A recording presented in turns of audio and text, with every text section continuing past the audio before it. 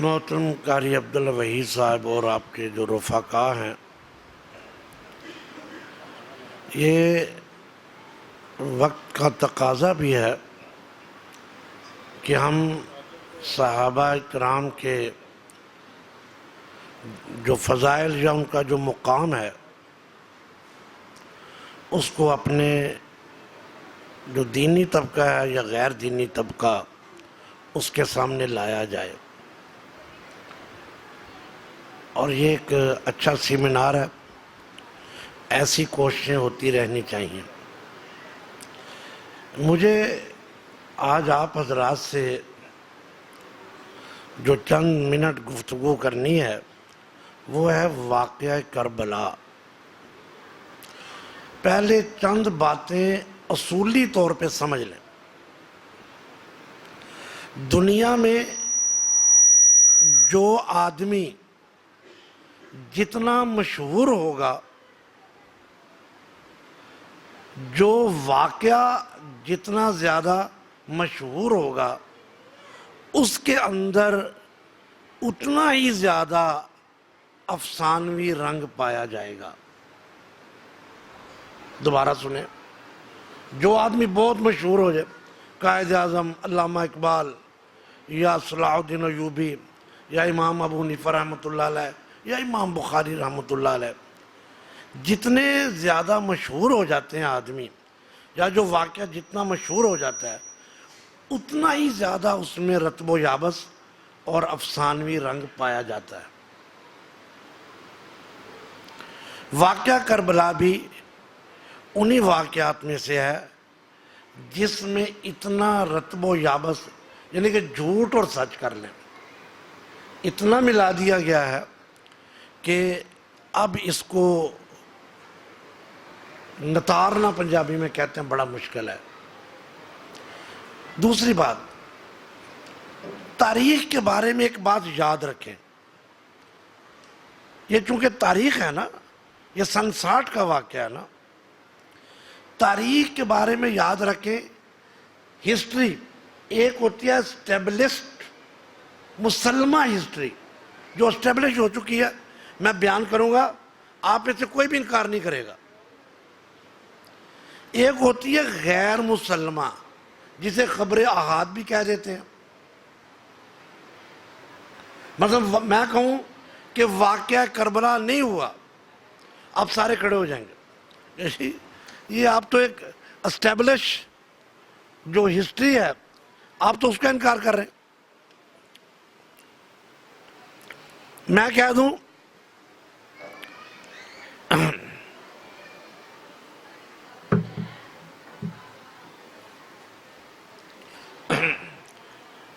دوں کہ امام حنیفہ رحمۃ اللہ علیہ دنیا میں کوئی شخصیت نہیں آئی۔ آپ کہیں گے یہ کیسے ہو سکتا ہے؟ یہ ایک یونیورسل ٹروتھ ہے، عالمگیر حقیقت ہے۔ تو سب سے پہلے ایک بات ذہن میں رکھ لیں، تاریخ میں، ہسٹری میں کچھ چیزیں اسٹیبلشڈ ہو چکی ہیں، اس کے اوپر کوئی آدمی انکار نہیں کرتا، جس کو آپ کہتے ہیں یونیورسل ٹروتھ، عالمگیر حقیقت، اس کا کوئی انکار نہیں کرتا۔ پھر آگے چل کر میں آپ سے ایک سوال کرتا ہوں کہ یہ لاہور ہے، اس کے اندر اس لاہور کا جو سب سے بڑا منتظم اعلیٰ ہے وہ شہباز شریف اپنے گھر میں بیٹھا ہے، اس لاہور کو، پنجاب کو کنٹرول کر رہا ہے۔ اس کے گھر کے قریب 8 کلومیٹر دور ایک جلوس نکلتا ہے، یہ اپنے فوج کے کمانڈر کو یا اپنی پولیس کے کمانڈر کو کہتا ہے جاؤ اس جلوس کو روکو، وہ کہیں فتنہ فساد نہ کرے۔ یہ اپنے کمانڈر کو، پولیس کے کمانڈر کو یہ حکم دیتا ہے کہ اس کو روکو۔ وہ پولیس کمانڈر جاتا ہے وہاں اپنی فورس لے کر، وہ روکتا ہے، نہیں رکتے، لڑائی ہوتی ہے، شیلنگ ہوتی ہے، 14 آدمی مر جاتے ہیں ماڈل ٹاؤن میں۔ اس کے بعد ذرا آگے چل جاتے ہیں. حکومت کو رپورٹ ملتی ہے کہ جامعہ حفصہ میں کچھ دہشت گرد چھپے ہوئے ہیں. مشرف صاحب فوج کو کہتے ہیں دیکھو، وہ جاتے ہیں، 2-4 دن محاصرہ ہوتا ہے اور اس کے بعد اس کے اوپر قبضہ ہو جاتا ہے. اب آپ دیکھیں کہ یہ واقعہ اس زمانے میں ہو رہے ہیں جب ہر آدمی کے ہاتھ میں کیمرہ ہے، ریکارڈر ہے، لیکن ابھی تک عدالتیں فیصلہ نہیں کر پائیں کون سچا کون جھوٹا ہے، کیا واقعہ ہوا ہے. یعنی کہ میڈیا موجود ہے، ہر درخت کے ساتھ کیمرے لگے ہوئے ہیں، ہر درخت کے ساتھ کیمرے ہیں، ہر سڑک کے اوپر کیمرے ہیں. حکومت علیحدہ فوٹیج بنا رہی ہے، تمام چینل علیحدہ فوٹیج بنا رہے ہیں. قاتل کون ہے؟ وہ کہتا ہے جی شہباز شریف قاتل ہے، وہ کہتا ہے رانا ثناء اللہ قاتل ہے، وہ کہتے ہیں نہیں موجود میں موقع پہ جو ایس پی اور ڈی پی وہ ہیں. اب آپ غور کریں کہ ہماری آنکھوں کے سامنے 3 سال پہلے قتل ہوتے ہیں 14 افراد، یا جامعہ افسیہ میں 1000 یا 100، ہم تو آج تک اس کی عدالتیں فیصلہ نہیں کر سکی. تو واقعہ کربلا میں تو سارے جو اچھے لوگ تھے وہ تو سارے ہی شہید ہو گئے تھے. امام وہ بیمار کربلا بچے تھے نا جی، امام زین العابدین بیمار کربلا بچے، باقی عورتیں خیموں میں تھیں، لڑنے والے شہید ہو گئے. یہ واقعہ کربلا رپورٹ کس نے کیا ہے؟ دوبارہ سنیں، امام صاحب کے ساتھ تو جتنے آدمی تھے وہ تو شہید ہو گئے، عورتیں خیموں میں تھیں. بیمار کربلا امام زین العابدین وہ خیمے میں پڑے ہوئے تھے. تو یہ تیر ادھر سے چلا، یہ تیر ادھر سے چلا، امام صاحب کھڑے ہو گئے، وہ شمر جولجسن ادھر سے بھاگا، وہ عمر بن سعد ادھر سے آیا، ایک فوجی ادھر سے آیا، یہ فوجی ادھر سے آیا، ایک تیر ادھر سے لگا، اور یہ بیان کرنے والا وہاں بیٹھا پکوڑے بنا رہا تھا. عجیب تماشا ہے. تاریخ کو اگر آپ اٹھا کے دیکھیں گے نا، تاریخ کو، تو جو تاریخ اسٹیبلش تاریخ ہے اس کے مطابق واقعہ کربلا کا عینی شاید ہی کوئی ہو. وہ اگر ہوں گے تو وہ یزیدی ہوں گے جنہوں نے امام حسین کو شہید کیا، یا ایک امام زین العابدین ہے جو خیمے میں پڑے ہوئے تھے. یہ بات سمجھ آ گئی؟ 2-3 باتیں آپ کو. اب آتے ہیں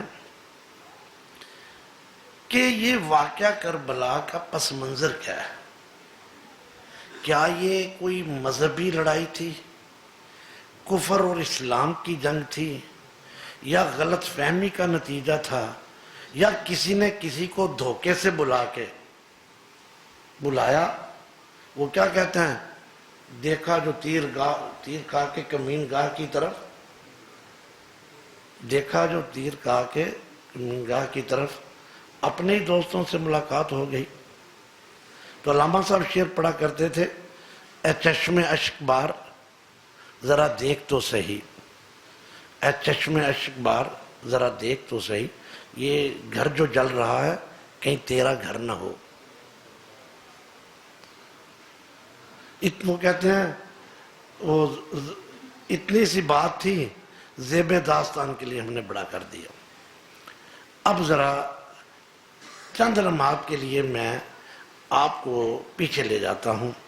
حضرت عثمان غنی رضی اللہ تعالیٰ عنہ، ان کے خلاف لوگوں نے پروپیگنڈا کیا، جھوٹا پروپیگنڈا کیا. آپ ایک بات یاد رکھ لیں کہ بڑے بڑے نیک لوگ جن کے بارے میں جنت کی بشارت آئی ہوتی ہے، وہ بھی بعض اوقات طوفان بدتمیزی میں ان کو بھی لوگ گھیڑا دے جاتے ہیں. میں مثال دیتا ہوں، حضرت عائشہ صدیقہ رضی اللہ تعالیٰ عنہ کا نام تو سنا ہے. جب ان کے اوپر منافقین نے ایک تہمت لگائی تو آپ کو پتہ ہے کہ بدری صحابہ میں سے کچھ صحابہ بھی اس میں شامل ہو گئے تھے. تو یہ ایک انسانی کمزوری ہوتی ہے. 2 سکے بھائی ہوتے ہیں جو ساری زندگی ایک چارپائی پہ اکٹھے سوئے رہتے ہیں، بچپن گزرا، اکٹھے نہر پہ نہاتے ہیں، ایک دوسرے کے لیے جان دینے کے لیے تیار ہوتے ہیں، لیکن جب بیویاں آ جاتی ہیں ایسی سکالت ہوتی ہے ایک دوسرے کے پکے دشمن بن جاتے ہیں۔ تو اسی طرح عثمان غنی رضی اللہ تعالیٰ عنہ کے ساتھ ہوا کہ منافقین اور سبائی فرقے نے آپ کے خلاف اتنا پراپیگنڈا کیا کہ بہت سے لوگ جو ہیں اس میں شامل ہو گئے، منافق بھی ایسے بھی، اور آپ کو اپنے گھر کے اندر محصور کر دیا گیا، مدینہ منورہ میں آپ کو ان کے گھر کے اندر محصور کر دیا گیا۔ حتیٰ کہ ایک دن آپ چھت کے اوپر کھڑے ہوئے اور کہنے لگے دیکھو یار، مجھے کہا کہ فلاں فلاں آدمی موجود ہے، کیا موجود ہے؟ کہتے مجھے صرف 2-3 سوالوں کے جواب دے دو۔ یہ مسجد نبوی کی جو جگہ تھی یہ جب چھوٹی ہو گئی، حضور نے کہا کہ نمازی پورے نہیں آتے کہ ساتھ والا پلاٹ خریدنا ہے، وہ پلاٹ کس نے خرید کے دیا تھا؟ میں کہا آپ نے؟ کہا وہ میں نے خرید کے دیا تھا، تو اب مجھے تو وہاں ہی نماز نہیں پڑھنے دیتے۔ پھر کہا کہ یہ پانی کا کنواں نہیں تھا یہاں مسلمانوں کے پاس، بتاؤ پانی کا کنواں کس نے لے کے دیا تھا؟ کہتا آپ نے۔ کہا اس کا مجھے پانی نہیں پینے دیتے تم۔ قصہ مختصر انہوں نے حضرت عثمان، کہتے ہیں روایات میں آتا ہے، تاریخ جو غیر اسٹیبلش تاریخ ہے، کہ وہ یہ عہد پڑھ رہے تھے فَسَيَكْفِيكَهُمُ اللَّهُ، اور باغی اندر آئے، انہوں نے آپ کو شہید کر دیا۔ اب اس کے بعد خلیفہ کون بنے گا؟ اور حضرت علی مرتضیٰ تھے، ان لوگوں نے حضرت علی مرتضیٰ کو خلیفہ بنا لیا مدینہ منورہ میں۔ لیکن ہوا یہ کہ شام کے حکمران تھے گورنر حضرت امیر معاویہ رضی اللہ تعالیٰ عنہ، اور حضرت عائشہ صدیقہ ایک طرف ہو گئی۔ انہوں نے حضرت علی مرتضیٰ سے یہ تقاضا کیا کہ آپ کو جن لوگوں نے بیعت کی ہے، جن لوگوں نے آپ کو بنایا، یہ تو وہ قاتلان عثمان ہے، انہوں نے آپ کو چک چکا کے خلیفہ بنا دیا ہے، سب سے پہلے آپ اس طرح کریں، قاتل مدینہ کے اندر موجود ہے، قاتل مدینہ کے اندر موجود، باغے نہیں ہے، آپ مدینہ میں پہلے ہم وارث ہیں ان کے، تو یہ قاتل ہمارے حوالے کر دو۔ وہ کہنے لگے میں تو اس پوزیشن میں نہیں ہوں۔ یہ ان کی آپس میں مخالفت ہوئی، اور حضرت علی مرتضیٰ اور حضرت عائشہ کی لڑائی ہوتی ہے۔ یہ 35 کو بنتے ہیں نا، سن 35 جن کو شاید حضرت علی مرتضیٰ وہ حلف اٹھاتے ہیں یا بیعت ہوتی ہے، اور 36 کو لڑائیاں شروع ہو جاتی ہیں۔ ایک سال میں 2 لڑائیاں ہوتی ہیں سن 36 میں۔ ایک جنگ جمل ہے، جنگ جمل کو جنگ جمل اس لیے کہتے ہیں کہ حضرت عائشہ صدیقہ اونٹ کے اوپر سوار تھی، لڑائی ہوتی ہے حضرت علی کی اور حضرت عائشہ صدیقہ کی فوجوں کے درمیان۔ حضرت علی بہت بہادر تھے، حضرت عائشہ صدیقہ رضی اللہ تعالیٰ عنہ کو شکست ہو جاتی ہے، اور وہ ان کی بہت سے لوگ بڑے بڑے کبار صحابہ اس جنگ میں شہید ہو جاتے ہیں۔ حضرت عائشہ کو حضرت علی مرتضیٰ بڑے اکرام کے ساتھ روانہ کر دیتے ہیں۔ یہ مسئلہ ہو گیا۔ اس کے 6 مہینے بعد صفین ایک جگہ ہے، وہاں حضرت امیر معاویہ کے ساتھ ان کی جنگ ہوتی ہے، اور اس جنگ میں کیا ہوتا ہے کہ حضرت امیر معاویہ یہ فرماتے ہیں 2-3 دن جنگ رہی کہ چلو قرآن سے فیصلہ کروا لیتے ہیں، قرآن سے، اور فیصلہ یہ ہوا کہ ایک آدمی حضرت علی کی طرف سے آ جائے رضی اللہ، ایک آدمی حضرت امیر معاویہ، جو فیصلہ کرے ہمیں منظور ہے۔ اس میں فیصلے میں نہیں جاتا، وہ فیصلہ نہیں ہو سکا اور دوبارہ مخالفت ہوگی۔ حضرت علی کی فوج 2 حصوں میں تقسیم ہوگی، حضرت علی مرتضیٰ کی فوج 2 حصوں میں تقسیم ہوگی۔ کچھ لوگ حضرت علی مرتضیٰ کو کہنے لگے تم کافر ہو گئے ہو، چونکہ تم نے قرآن کی موجودگی میں 2 آدمی میں اپنا آدمی کو فیصلہ تو قرآن پاک ہے، تم نے ایک آدمی، اور وہ حضرت علی کی فوج سے خارج ہو گئے، جن کو آج کل ہم خارجی بولتے ہیں۔ انہوں نے کہا یہ تینوں ہی کافر ہیں، حضرت امیر معاویہ بھی اور عمر بن عاص بھی رضی اللہ تعالیٰ عنہ۔ بات ہوتی رہی، آخر کار بات جہاں تک پہنچتی ہے، ان خارجیوں نے پروگرام بنایا کہ تینوں کو قتل کر دو، امیر معاویہ کو بھی، عمر بن عاص کو بھی، حضرت علی۔ باقی 2 تو ناکام ہو گئے، حضرت علی مرتضیٰ جو ہیں وہ شہید ہو گئے، اور کیا نام تھا اس کا، ابن ملجم، اس نے ان کو شہید کر دیا۔ جب حضرت علی مرتضیٰ شہید ہو گئے تو لوگوں نے حضرت علی کے بیٹے حضرت حسن رضی اللہ تعالیٰ عنہ کو خلیفہ بنایا۔ حضرت حسن اور حضرت حسین دو بھائی ہیں. ان کے بارے میں حضور نے فرمایا تھا ھذا ابنی سید. حضرت حسن کے بارے میں یہ میرا بیٹا سردار ہے. لعل اللہ، امید ہے کہ اللہ تعالیٰ ان یصلح بہ بین فئتین عظیمتین من المسلمین، اللہ مسلمانوں کے دو بڑی گروپوں کے دو گروپ ہوں گے، میرا بیٹا ان گروپوں کے درمیان صلح کروا دے گا. ان کے بارے میں حضور نے یہ پیشین گوئی کی تھی حدیث میں. اور اپنے بیٹے بعض روایت میں آتا ہے حسین کے بارے میں یہ آپ کو بتا دیا گیا تھا، خون دکھا دیا گیا تھا خواب میں کہ یہ خون ہے، یہ آپ کے بیٹے حسین کا ہے، اور مٹی بھی دکھا دی گئی کہ جہاں اس نے شہید ہونا ہے.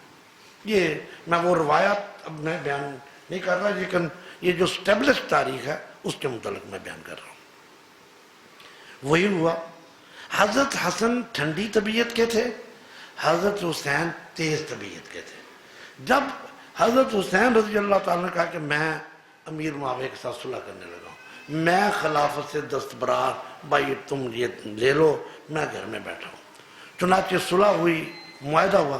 حضرت حسن رضی حسین اس کی مخالفت کرتے رہے، اپنے بھائی کو سمجھاتے رہے، کہنے لگے نہ کرو نہ کرو، صلح نہ کرو. لیکن انہوں نے صلح کر لی، اور اس کے بعد 6 سال یا 10 سال امن کے گزر گئے. امیر معاویہ پورے عالم اسلام کے بلا شرکت غیرہ خلیفہ بن گئے جب انہوں نے صلح ہو گئی. 20 سال وہ بلا شرکت غیرہ. وہ سن 60 میں انتقال کرتے ہیں حضرت امیر معاویہ، سن 60 میں ان کا انتقال ہوتا ہے. انتقال سے 5 سال لیکن شورشیں موجود تھیں لوگوں کے اندر. ایک چیز موجود تھی، ایک عبداللہ بن زبیر تھے، ایک اور تھے، ایک حضرت حسین تھے. ایک بہت جلیل القدر صحابی ہیں جو عرب میں بڑے بڑے لوگ تھے نا، جن کو کہتے کہ زبردست قائد. ان میں ایک حضرت امیر معاویہ بھی تھے جن کو عرب کے دہات بولتے ہیں، بڑی بڑی شے، سپر. اور ایک مغیرہ بن شعبہ بھی تھے. مغیرہ بن شعبہ رضی اللہ تعالیٰ عنہ نے حضرت امیر معاویہ کو مشورہ دیا، حالات ٹھیک نہیں ہیں، لڑائیاں ہوئی ہیں، اگر آپ انتقال کر گئے اور حالت اس طرح رہی تو جناب یہ پورا عالم اسلام کھلبلی بات جائے گی، دوبارہ ایک ہم خانہ جنگی میں شریک ہو جائیں گے. اور میں نے جو تاریخ پڑھی ہے یا جو اللہ نے تھوڑی سی عقل سمجھ دی ہے، امیر معاویہ کو کسی نے آج تک معصوم نہیں کہا، کسی نے نہیں کہا. ہم مانتے ہیں کہ ہوئی ہوں گی غلطیاں، لیکن یہ جو کارنامہ ان کا ہے کہ انہوں نے اپنے بیٹے یزید کو ولی عہد بنایا. لوگ تو بہت کچھ کہتے ہیں، لیکن میری ذاتی رائے میں جو میں نے بنو امیہ کی تاریخ پڑھی ہے، بنو عباس کی تاریخ پڑھی ہے، تاریخ اندلس پڑھی ہے، یہ ان کا عظیم الشان کارنامہ تھا کہ جو انہوں نے اس خلافت کو قائم رکھا. لوگ کہتے رہے ملوکیت، وہ جی خلافت ملوکیت، خلافت ملوکیت. نہ تو خلافت کو اللہ تعالیٰ نے کہیں برا کہا ہے، نہ اچھا کہا ہے، اور نہ ملوکیت کو اللہ تعالیٰ نے برا کہا ہے. ہاں وہ ملکہ بلقیس نے ملوکیت کے بارے میں کچھ لفظ بولے ہیں. ملکہ بلقیس اگر اس کی حدیثیں ماننی ہے تو ملکہ بلقیس کی مان لے، باقی کوئی مسئلہ ایسا نہیں ہے.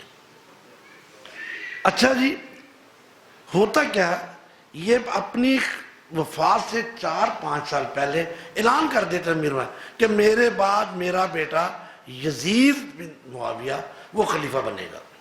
اور آپ نے مختلف لوگوں سے اپنی زندگی میں بیعت لینی شروع کر دی، بیعت لینی شروع کر دی.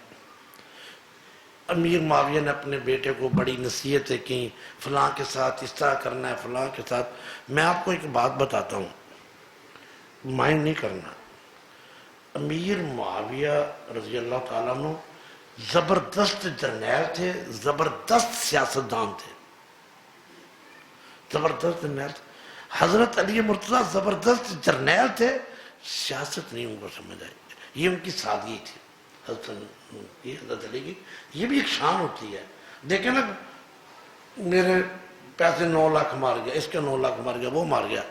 تو مولوی بعض اوقات ہوتے ہیں، نیک بڑے ہوتے ہیں، لیکن وہ مدرسہ چلانے کے قابل نہیں ہوتے، بڑے نیک ہوتے ہیں، لیکن ان کو بیچاروں کو پتہ ہی نہیں ہوتا کہ یہ مقدمہ کس طرح کرنا ہے، لڑکوں کے ساتھ ڈیلنگ کس طرح کرنی ہے۔ تو امیر معاویہ میں دونوں خصوصیات تھیں، وہ سیاستدان بڑے زبردست تھے اور جرنیل بڑے زبردست تھے۔ خیر انہوں نے اپنے بیٹے کو نصیحت کی کہ عبداللہ بن زبیر کے ساتھ یہ کرنا، فلاں کے ساتھ یہ کرنا، فلاں کے ساتھ۔ قصہ مختصر یہ، حضرت امیر معاویہ کا انتقال سن 60 میں ہو جاتا ہے۔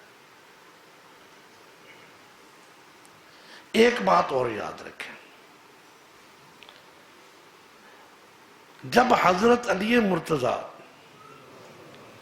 خلیفہ بنے تو مدینہ منورہ میں کوئی اچھے لوگ نہیں رہ گئے تھے، باغیوں کا قبضہ تھا زیادہ، اور حضرت علی مرتضیٰ ان سے مطمئن نہیں تھے۔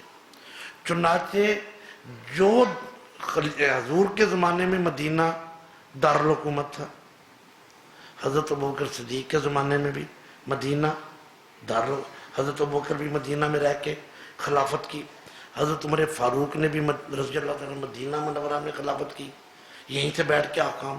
حضرت عثمان غنی نے شورش کے باوجود مدینہ نہیں چھوڑا، لیکن حضرت علی مرتضیٰ مدینہ چھوڑ کے کوفہ چلے گئے اور کوفہ کو جا کے اپنا مسکن بنا لیا اور وہاں بیٹھ کے حکومت کی انہوں نے۔ اس کی وجوہات میں چھوڑ رہا ہوں چونکہ کوئی میں نے صرف واقعہ کربلا اتنا سا، وہ کہتے ہیں کہ ایک بابا جی تھے، ایک ان کا بیٹا روز رات کو گھر سے چلا جاتا ہے عشاء کے بعد، روز رات کو۔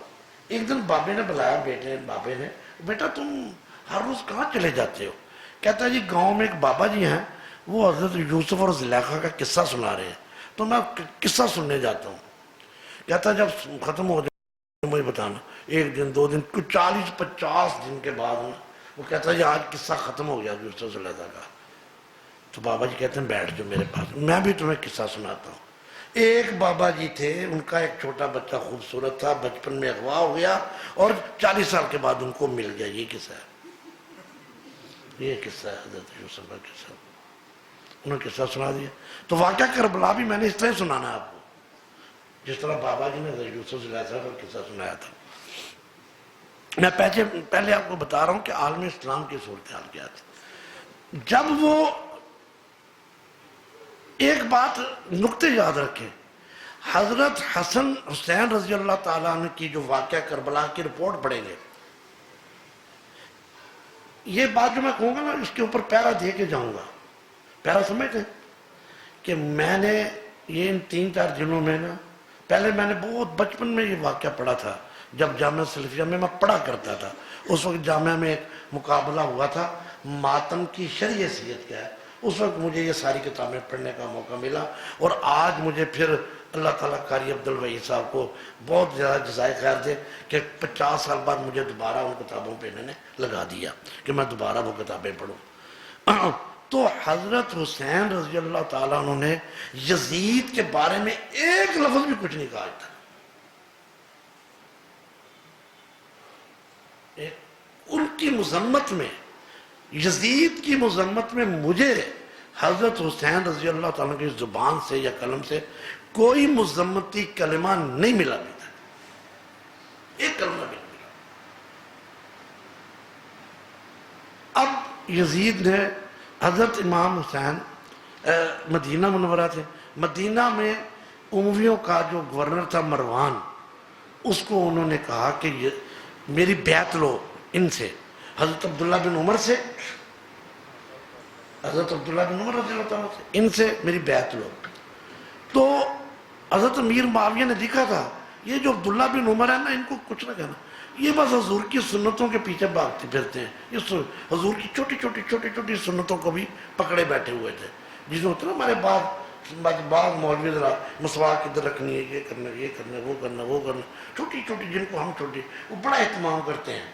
تو حضرت عبداللہ بن عمر بھی ان صحابہ میں سے تھے جو نبی علیہ السلام کی جن سنتوں کو عام صحابہ نہیں، مطلب حضور لیٹے تھے، یہ وہاں جا کے لیٹ جاتے، حضور نے وہاں رات بسر کی تھی وہاں لیٹ جائے، وہاں حضور نے پیشاب کیا تو وہاں جا کے بیٹھ کے، یہ ان کے متعلق آتا ہے۔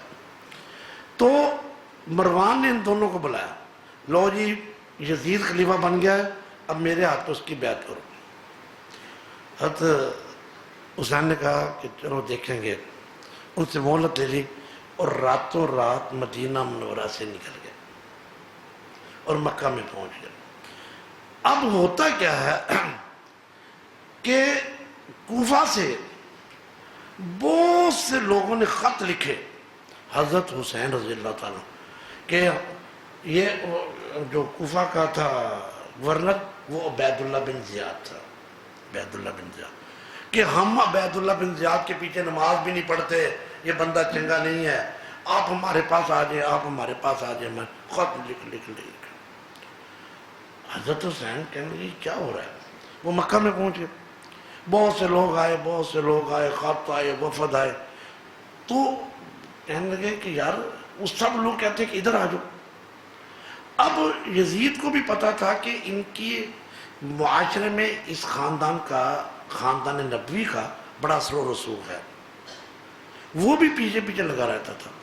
جو مکے کے گورنر تھے، میرا نام نہیں ہے میرے ذہن میں، انہوں نے بھی حضرت حسین کو کچھ نہیں کہا رضی اللہ تعالیٰ عنہ۔ آخر کار انہوں نے اپنے بھائی مسلم بن عقیل کو، چچیرے بھائی کو بھیجا، جاؤ یار تم جا کے پتہ کرو کہ کیا حال ہے کوفے میں، لوگ کیوں مجھے اتنے خط لکھ رہے ہیں۔ یہ وہاں گئے، کوفے والوں کو جب پتہ چلا کہ حضرت حسین کا چچا تھا، لوگ آئے، سارے کوفے نے ان کے ہاتھ پہ بیعت کر لی کہ ہم تمہارے ساتھ ہیں، ہم تمہارے ساتھ ہیں، ہم تمہارے ساتھ ہیں۔ جس ہم کہتے ہیں نا فلاں صاحب قدم بڑھاؤ ہم تمہارے ساتھ ہیں، تو مکہ کوفہ والوں نے کہا امام حسین قدم بڑھاؤ ہم تمہارے ساتھ ہیں۔ یہ مسلم بن عقیل قدم بڑھاؤ ہم تمہارے ساتھ۔ انہوں نے وہاں سے خط لکھا کہ آجو کوفہ سارا انتظار کر رہا ہے، آپ کا سارا کوفہ آپ کا انتظار کر رہا ہے۔ حضرت حسین رضی اللہ عنہ خط ملا، انہوں نے کہا کہ میں چلتا ہوں، میں اپنا خاندان تیار کیا، عورتیں تیار کی، بچے تیار کیے۔ مجھے بتائیں جنگ کرنے کے لیے کوئی آدمی جائے تو اپنے چھوٹے چھوٹے بچے ساتھ لے کے جاتا ہے؟ اگر کسی جنگ کرنے کے لیے جائے تو اپنی ساری عورتیں کو ساتھ لے کے جاتا ہے۔ تو حضرت حسین رضی اللہ عنہ نے ایک ہجرت کی ہے، انہوں نے کہ ادھر آپ کے حامی زیادہ ہیں۔ لیکن سنیں، تاریخ اٹھا کے دیکھیں، حضرت عبداللہ بن عباس بڑے بڑے بزرگ موجود تھے، انہوں نے ان کے لگام میں پکڑ لیا، اوہ امام صاحب خدا کا واسطہ ہے وہاں نہ جاؤ۔ انہوں نے تمہارے باپ کے ساتھ کیا سلوک کیا تھا؟ تمہارے باپ کو شہید کروا دیا انہوں نے۔ تو عربی میں ایک محاورہ ہے، کوفی لا یوفی، یوفی کا مطلب وفا نہیں کرتا۔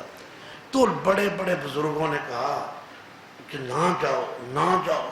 کئی کہتے ہیں، بعض لوگوں نے تو بعض بات ہوتا ہے نا، مثلا پکڑ لینا، میں نہیں جان دینا، اس طرح بھی کیا انہوں نے، ہم نے نہیں جان دینا۔ لیکن امام حسین میں نے بتایا تیز طبیعت کے تھے، یہ کوئی بری بات نہیں ہے، تیز طبیعت کا ہونا کوئی عیب نہیں ہے۔ آپ میں سے کئی لوگ ایسے ہوں گے جو جلدی لڑ پڑتے ہیں، کوئی نہیں لڑتے جلدی، ہوتا ہے۔ حضرت عمر کی طبیعت میں، حضرت ابوبکر صدیق کی طبیعت میں، حضرت عثمان کی طبیعت میں فرق تھا، حضور کی امہات المومنین کی طبیعت میں بڑا فرق تھا۔ یہی تو اس کائنات کا حسن ہے، اس کائنات کا سب سے بڑا حسن ہی یہ ہے۔ خیر یہ چلے، اب تاریخ کیا بتاتی؟ آپ کو پتا ہے کہ یہ مکہ مکرمہ سے کس تاریخ کو نکلے ہم کوفے کے لیے؟ آپ میں سے کسی کو ہے؟ شاباش۔ تاریخ یہ بتاتی ہے کہ 8 ذوالحجہ کو حضرت امام حسین مکہ سے نکل رہے ہیں۔ آپ کو پتا ہے 8 تاریخ کو مکہ کے لوگ کہاں جاتے ہیں؟ مینا میں۔ ایک روایت میں آتی ہے 9 تاریخ کو۔ اچھا، اب دوبارہ سنیں،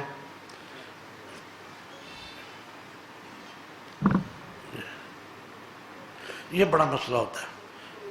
میں ایک دفعہ نا شیخوپورہ میں تقریر کر رہا تھا جلسے میں، اچھا اپنی طرف سے میں بڑی اچھی تقریر کر رہا تھا، پتہ نہیں تھی اچھی کہ نہیں، مجھے نہیں پتا۔ اچھا اسی دوران کیا ہوا کہ علامہ ابتسام علیہ السلام علیکم، علامہ ابتسام علیہ ظہیر صاحب تشریف لے آئے، بس جی وہ اسٹیج کے اوپر لڑکے آ گئے، میں کدھر وہ کدھر، انہوں نے اسٹیج پڑھ کے سو رہنا میری تقریر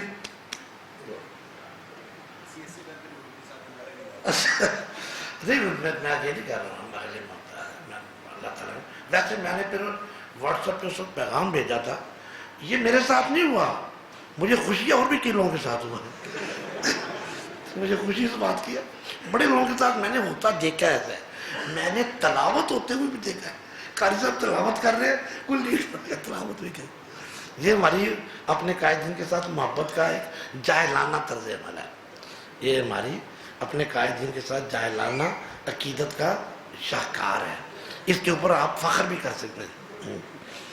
اچھا جی، میں آپ کو بتا رہا تھا ہوا کیا، تاریخ یہ بتاتی ہے کہ 8 تاریخ کو مکہ سے یہ روانہ ہوتے ہیں، کوئی کہتے ہیں 9 کو، ایک دو روایتیں آتی ہیں کہ حج کے بعد نکلے۔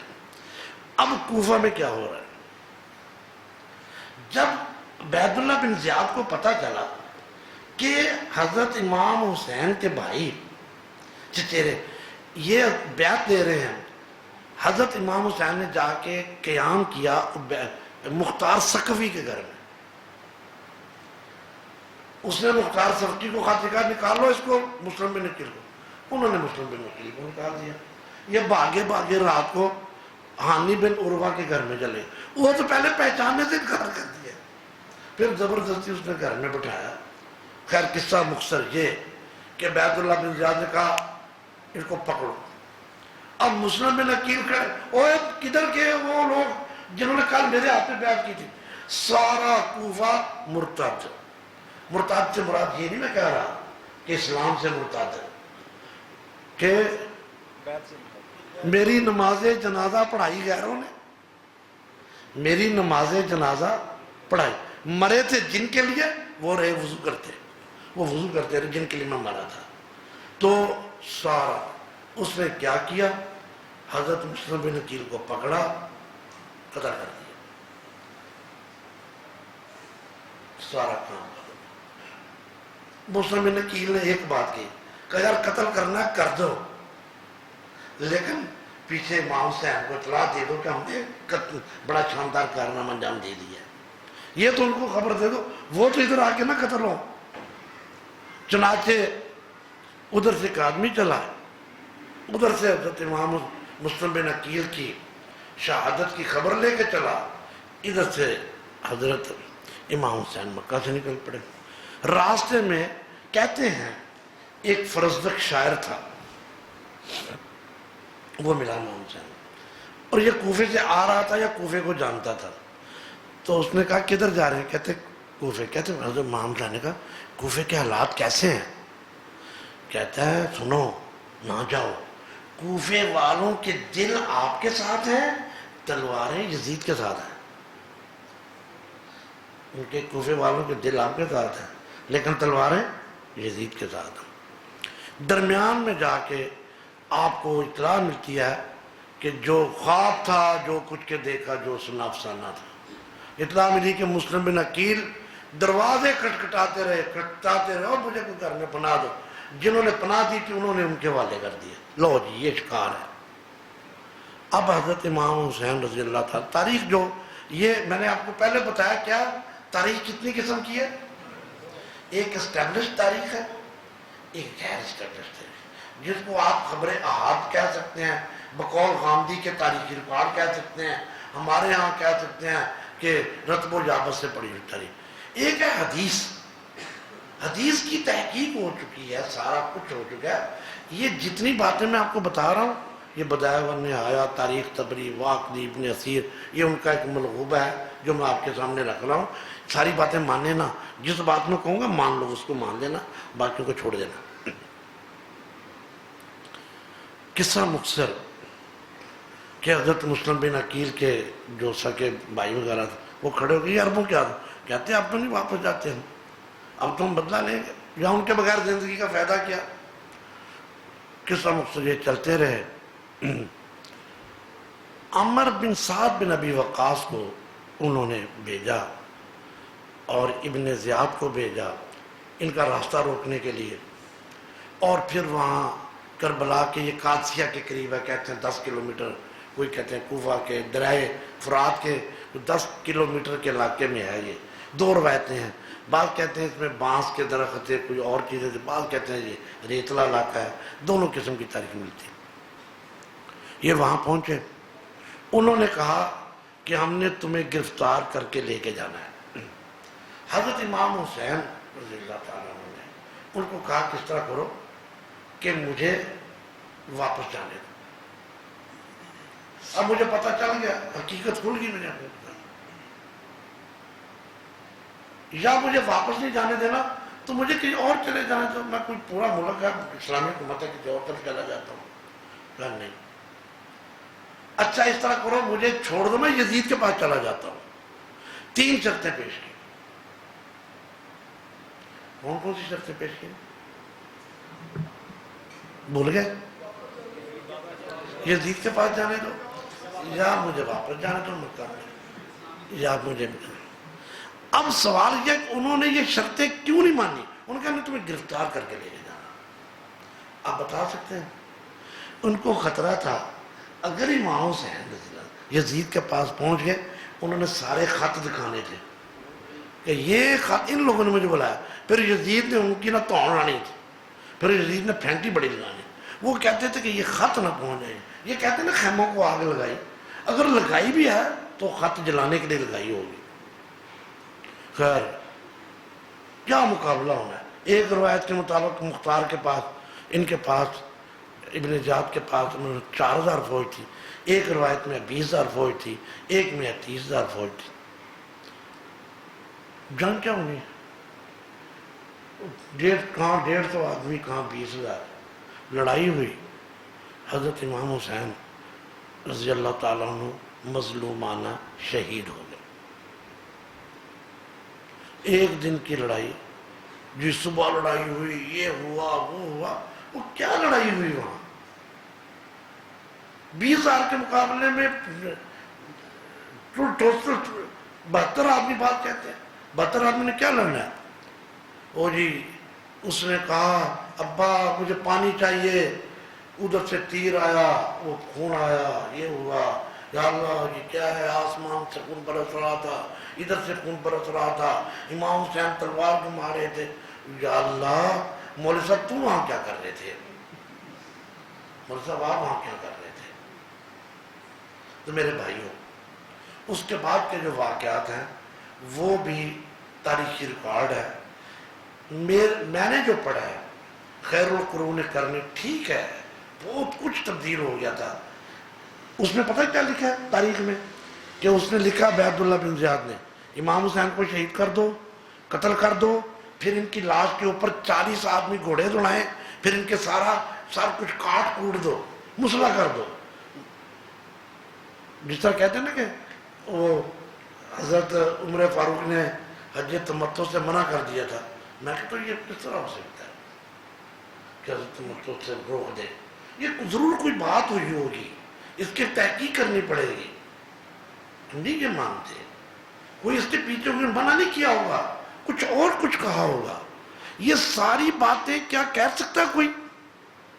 پھر آپ تاریخ اٹھا کے دیکھیں، جو خطبے کربلا کے میدان میں امام حسین کی طرح منسوب کیے گئے ہیں، اس میں تو لگتا ہے اللہ معاف کرے کہ اس طرح بھی کوئی عاجز معافی مانگ رہے ہیں. یہ امام حسین کی تعریف ہو رہی ہے.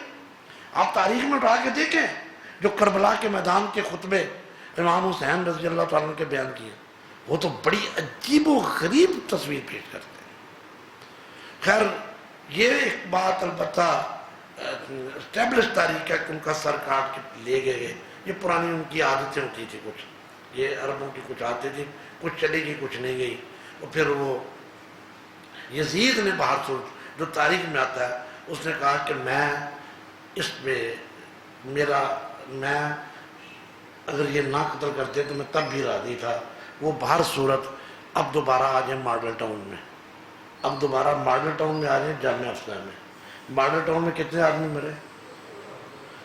شہباز شریف نے مروائے، رانا ثناء اللہ نے مروائے. جامعہ افسہ میں ہوا اب شہباز شریف کہتا ہے میں نے نہیں آرڈر دیا تھا 14، لیکن 14 آدمی مرے ہیں۔ اب یزید کو کہا جائے گا، اب لوگ کہتے ہیں کہ شہباز شریف کو پھانسی دو، مشرف کو پھانسی دو جامعہ افسا میں۔ بات سنیں، کئی دفعہ ہم جامعہ سلفیہ میں نا لڑکوں کو نماز کے لیے اٹھانے کے لیے کہتے ہیں، بنا دیتے ہیں، وہ جب جاتے ہیں تو لڑکوں سے لڑ پڑتے ہیں اور ان کو مارتے ہیں، پھر ہمارے پاس کیس آتا ہے۔ ہم نے کہا یار ہم نے تمہیں کہا تھا بچوں کو اٹھاؤ، تم نے مارا کیوں اس کو؟ وہ کہتا ہے یہ آگے سے تیگڑ رہا تھا۔ میں نے کہا تیگڑ رہا تو ہمیں شکایت کرتے۔ یہ بعض اوقات ایسے واقعات ہو جاتے ہیں اور اس کے بعد تاریخ خاموش ہے کہ کیا ہوا کیا نہیں، لیکن یاد یہ رکھیں اسٹیبلش تاریخ میں یزید کو جو گالیاں دی جاتی ہیں پتہ نہیں کیا کچھ، میرے علم کے مطابق امام حسین کا میں نے پورا واقعہ پڑھا رضی اللہ عنہ، مجھے ایک لفظ نہیں ملا کہ امام حسین نے یزید کی مذمت میں کوئی لفظ بولا ہو۔ وآخر دعوانا الحمدللہ رب العالمین۔